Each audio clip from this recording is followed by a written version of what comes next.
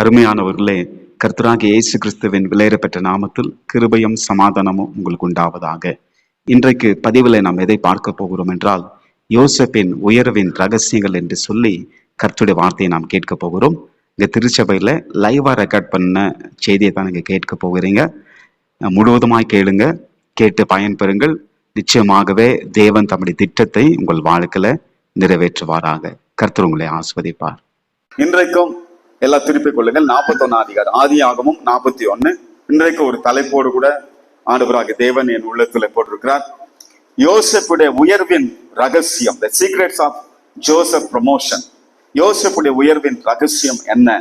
அருமையான தேவ பிள்ளைகளை எல்லாம் 41 திருப்பிக் கொள்ளுங்க. வசனத்தை பிற்பாடு நான் படிக்கலாம். ஆதியாகமம் 41 அதிகாரம், Genesis chapter 41. இதுல இந்த 41 அதிகாரத்துல 3 பகுதியா பிரிக்கலாம். ஒன்னு, பார்வோனின் சொப்பனம் 41 அதிகாரம் 17 வசனத்திலிருந்து 24 வசனம் வரைக்கும் இருக்கும். அடுத்து யோசேப்பின் வியாக்கானம், 41 அதிகாரம் 25 32 வரைக்கும் இருக்கும். யோசேப்பின் ஆலோசனை என்ன? 41 அதிகாரம் 33 37 வரை இருக்கும். சரிங்களா? பார்வோனின் சொப்பனம் என்ன? ரெண்டே சொப்பனத்தை தான் அவன் கண்டான். அதாவது தன்னுடைய கனவுல பார்க்கும்போது 7 பசுமாடுகள், மிக செடுமா இருந்த 7 பசுமாடுகள், பிறகு மிகவும் மெலிந்த 7 பசுமாடுகளை கண்டான். பிறகு அந்த கனவு முடிந்த பிற்பாடு இன்னொரு கனவு வந்தது. அந்த கனவுல 7 கதிர்கள், நன்றாக செழுமையான கதிர்கள், பிறகு சாவியான, அதாவது மிகுந்த உலர்ந்து போன கதிர்களை பார்த்தான். இதுதான் அவனுடைய கனவு. இந்த கனவை வியாக்கியானப்படுத்துவதற்காக யோசேப்பு சிறைசாலையிலிருந்து வெளியே கொண்டு வரப்பட்டான். அதுல வேதம் சொல்லுகிறது 25 வசனத்திலிருந்து 32 வரைக்கும் அவன் சொன்னான். சிம்பிளா நான் சொல்லி முடிக்கிறேன். அதாவது அவன் என்ன சொன்னான்னா, பார்வோனே, தேவனே உனக்கு மங்களகரமான உத்தரவு கொடுப்பார். இது தேவன் செய்ய நினைத்தது, அதனால நிச்சயமா இது நடக்கும் என்று சொல்லி 7 பரிபூர்ணமான வருஷங்கள் வரப்போகிறது. அதற்கு பிற்பாடு 7 பஞ்ச வருஷங்கள் வரப்போகிறது. இந்த பஞ்ச வருஷங்கள் வருகிற சமயத்துல செழுமை அத்தனையும் இந்த பஞ்சம் விழுங்கி போயிடும். அதனால நீ என்ன பண்ணு என்று இப்போ அதுக்கு அர்த்தம் சொல்லிவிட்டு ஒரு ஆலோசனை கொடுக்குறான். பொதுவாக அங்க இருக்கிற எல்லாரும் கூப்பிட்டு அர்த்தம் சொல்றதுக்காக கேட்டாங்க. மந்திரவாதிகள், குறி சொல்றர்கள், இன்னுமாய் வியாக்கானத்தை, அதாவது சொப்னங்கள் வெளிப்படுத்துகின்ற ஆட்கள் இருப்பாங்க, அவங்கள கூப்பிட்டாங்க. எல்லாரும் கூப்பிட்டாங்க. யாருமே அர்த்தம் சொல்ல முடியவில்லை. அப்படி அர்த்தம் சொன்னாலும் என்ன சொல்லிட்டு போயிடுவாங்க? ராஜாவே, இதுதான் அர்த்தம், பார்வனே, இதுதான் அர்த்தம் என்று சொல்லி நீர் எனக்கு சன்மானம் கொடும், எனக்கு பரிசு கொடும், எனக்கு எவ்வளவு பணம் கொடுக்குறது அது கொடும் என்று சொல்லி வாங்கிட்டு போயிடுவாங்க. அதுதான் அவங்களுடைய டியூட்டி. ஆனா யோசேப்பு ஒரு ஸ்டெப் மேல போய், இன்னும் ஒரு படி மேல போய் அவன் என்ன சொல்லுகிறான்? கனவின் அர்த்தத்தை மாத்திரம் சொல்லவில்லை, கனவுக்கான ஆலோசனை அவன் சொல்லுகிறான். அல்லேலூயா! அதுதான் யோசேப்புடைய ஒரு விசேஷம்.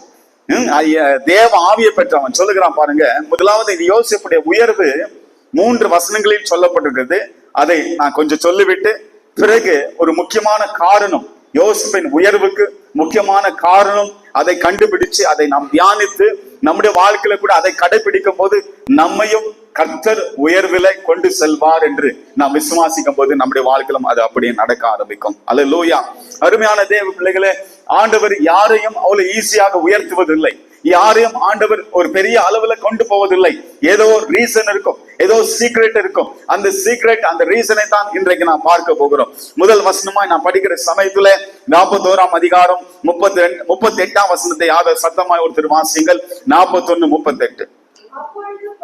அப்பொழுது பார்வோன் தன் ஊழியக்காரரை நோக்கி, அதாவது தன் வேலைக்காரர்களாம் நோக்கி, தேவ ஆவியை பெற்ற இந்த மனுஷனை போல வேறொருவன் உண்டோ? பார்வன் சாட்சி மாதிரி சொல்றான். என்ன சொல்றான்? தன்னுடைய வேலைக்காரெல்லாம் பார்த்தனா, இந்த மனுஷனை மாதிரி யாரா இருப்பாங்களா?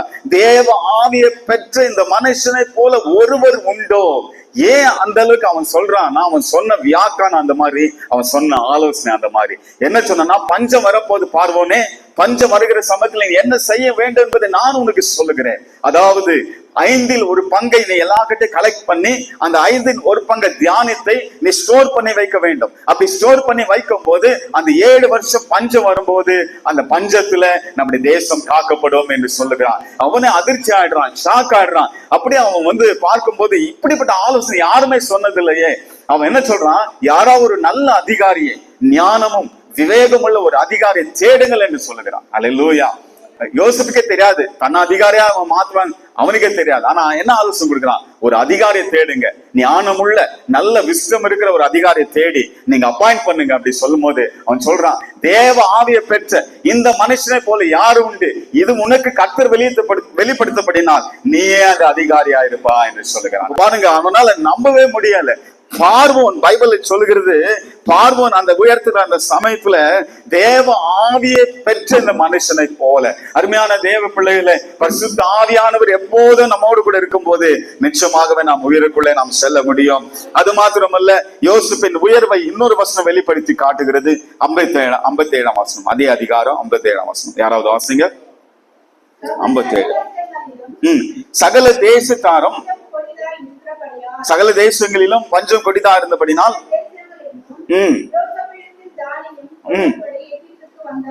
யோசேப்பிடம் தானியம் கொள்ளும்படி என்ன யார் வந்தாங்களா?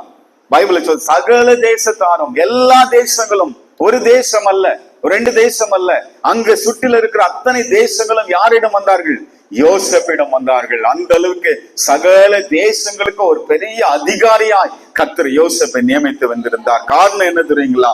பைபிளை சொல்லுகிறது, அதாவது ஒரு அடிமையை ஆண்டவர் எடுத்து, ஆண்டவர் பாருங்க, எப்பேற்பட்ட ஒரு மனுஷனும் அவர் ஆஸ்வதிக்க முடியும் என்பதற்கு யோசேப்புடைய வாழ்க்கை ஒரு பெரிய சாட்சி. ஒரு அடிமை எடுத்து சகல தேசத்தாருக்கும் ஆண்டவர் ஆஸ்வதமாய் மாற்றி இருக்கிறார்.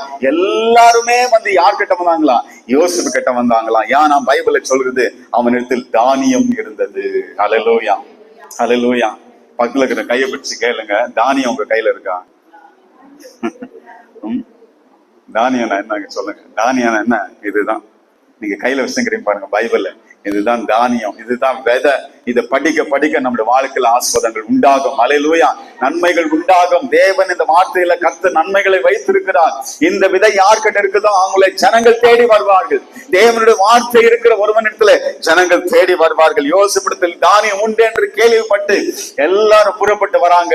யோசேப்பின் ஒருத்தர் இருக்கிறார், அவர்கிட்ட தானியம் இருக்கும். அவர்கிட்ட போனா நம்மளை ஏமாத்த மாட்டார், கண்டிப்பா தானியத்தை கொடுத்து அனுப்புவார். அல்லேலூயா. அந்த அளவுக்கு கர்த்தர் உயர்த்தினார். அது மாத்திரமல்ல, யோசேப்புடைய உயர்வுக்கு, அவனுடைய உயர்வை குறித்து இன்னொரு வார்த்தை சொல்லப்பட்டிருக்குது.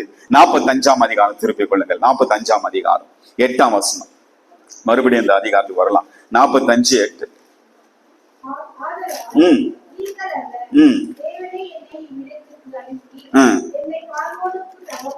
நல்ல கவனிங்க. பார்வோனுக்கு தகப்பனாகவும் குடும்பம் அனைத்திற்கும் கர்த்தன் லார்ட், கர்த்தனாகவும் எகிப்து தேசம் முழுவதுக்கும் அதிபதியாய், ரூலர் த்ரூஅவுட் தி ஈஜிப்ட். அதாவது ரூலர்னா என்ன? அதிகாரி, ஆட்சி செய்பவன். சரிங்களா? அப்போ பைபிளை சொல்றது, யோசேப்பு சொல்றான், என்னை பார்வோனுக்கு தகப்பனாகவும் அவர் குடும்பத்து அனைத்திற்கும் கர்த்தனாகவும் எகிப்து தேசம் முழுவதுக்கும் அதிபதியாக வைத்தார். அருமையான தேவன், இது எப்படிப்பட்ட பொசிஷன் பாருங்க. அவன் சொல்றான், பார்வனுக்கு நான் தகப்பன். பார்வன் எவ்வளவு பெரிய ஆளு இல்லைங்களா? பெரிய ராஜா அவன். ஈஜிப்ட் பாத்தீங்கன்னா வல்லரசு நாடு. அந்த வல்லரசு நாட்டுக்கு ஒரு பெரிய ராஜா. ஆனா இவன் சொல்றான், அப்படிப்பட்ட ராஜாவுக்கு கடவுள் என்ன தகப்பனா வச்சிருக்கிறாரு. ஹல்லேலூயா. சட்டத்தை பிறப்பிக்கிற ஒரு மனுஷன். பாருங்க, அவன் ராஜா ஆவறதுக்கு, அதாவது அதிகாரி ஆவறதுக்கு முன்னாடியே, யோசேப்பு அதிகாரத்துக்கு ஆவறதுக்கு முன்னாடியே சட்டத்தை கொண்டு வந்தான். என்ன சட்டம் தெரியுங்களா? 5இல் 1 பங்கை கொடுக்க வேண்டும் என்ற சட்டம். அந்த சட்டம் இந்த நாள் வரைக்கும் ஈஜிப்ட்ல இருக்குங்களா? அது யார் போட்ட சட்டம்னா யோசேப்பு போட்ட சட்டம். அப்போ அவன் அதிகாரத்துல வர்றதுக்கு முன்னாடியே சட்டத்தை பிறப்பிக்கிறவன், ஆளுகை செய்கிறவன், அதிகாரம் படைத்தவன். அப்போ பார்வோனுடைய குடும்பத்துக்கு நான் தகப்பனா இருக்கிறேன், அவனுடைய குடும்பத்துக்கு நான் கர்த்தனா இருக்கிறேன், அந்த எகிப்து தேசம் முழுவதுக்கும் நான் ரூலரா, நான் ஒரு ஆட்சி செய்வனா இருக்கிறேன். அர்த்தம் என்ன? அவன் எல்லாத்தையும் ஆளுகை செய்கிறவனா இருப்பான். பின்னும் பார்வன் யோசேப்பை நோக்கி, பார், எகிப்து முழுவதுமைக்கும் உன்னை அதிகாரி ஆக்கினேன் என்று சொல்லி, பார்வன் தன் கையில் போட்டிருந்த தன் முத்திரை மோதிரத்தை கழற்றி அதை யோசேப்பின் கையில போட்டு மெல்லிய வஸ்திரங்களை அவன் உடுத்தி பொன் சரப்பணி அவன் கழுத்துல தரித்தான்.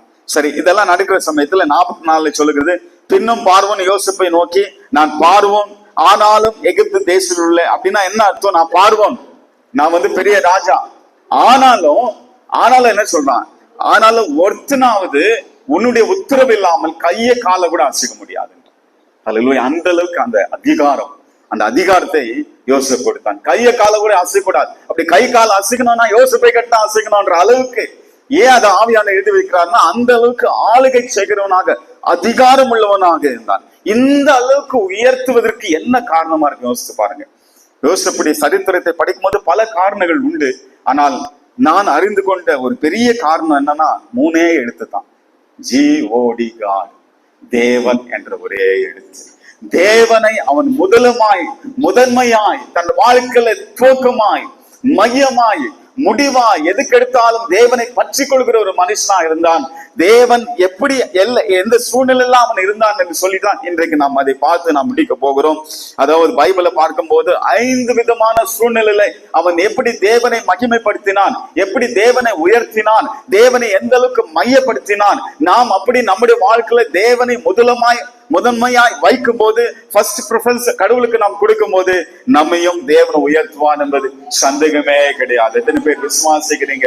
ஒரே ஒரு காரணம் தான், தேவனை முன்னாடி வச்சுட்டாங்க. தேவன் இல்லைன்னா என் வாழ்க்கை இல்லை. நிறைய பேர் இன்னைக்கு பாருங்க, கடவுள் இல்லாத வாழ நிறைய பேர் முயற்சி பண்றாங்க.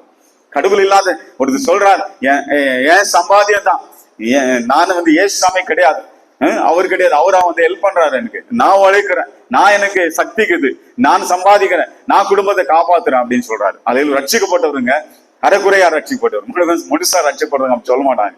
அரைக்குறையா ரட்சிக்கப்பட்டவர், சும்மா ஏதோ இன்னும் போய் முழுக்க நாஸ்தான முழுக்க தண்ணியில மூழ்கி விட்டுக்கிறாங்க. அல்லேலூயா.